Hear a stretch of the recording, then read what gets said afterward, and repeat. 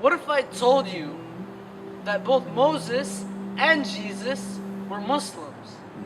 What if I told you that Islam means peace, obedience, and submission? What if I told you that this life is just a test and Islam is just a continuation of Christianity and Judaism? After all, the Virgin Mary did in fact wear a veil. And yes, Muslims do believe in biblical stories such as Jonah and the whale. What if I told you that according to the Bible, Jesus had fair skin, he wasn't white nor was he pale, and that the true faith of Jesus will prevail?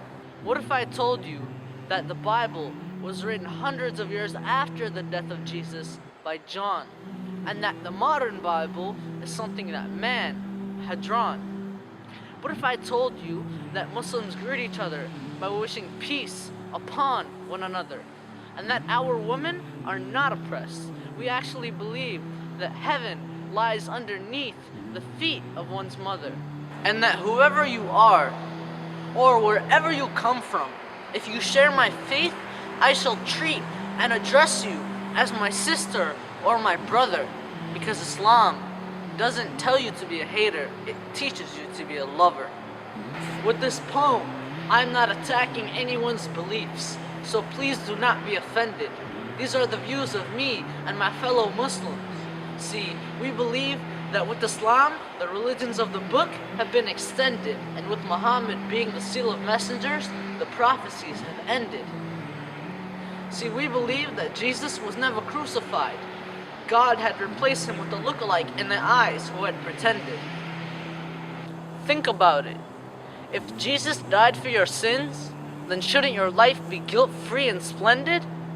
If that was the case, you would never be held accountable for anything you did in this life, which poses the question, what is the purpose of this life but a test?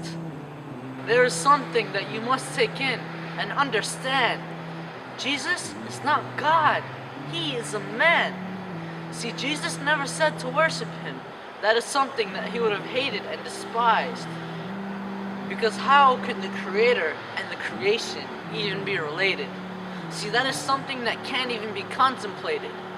We too believe in his return, he is awaited, and when he does come back, all of these lies about him will be deflated.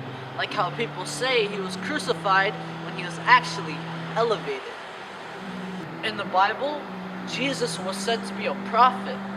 So how can one be a prophet to himself? See, Jesus never claimed to be divine. Did you know that both Christianity and Judaism forbid the consumption of both alcohol and swine? And actually, it is just a myth that Jesus ever drank wine. See, because the Bible we have today was modified in order to fit into the ways of mankind. But that is wrong. We shouldn't change the words of God to fit our ways. We should change our ways to fit the words of God. I love Jesus. Don't get me wrong.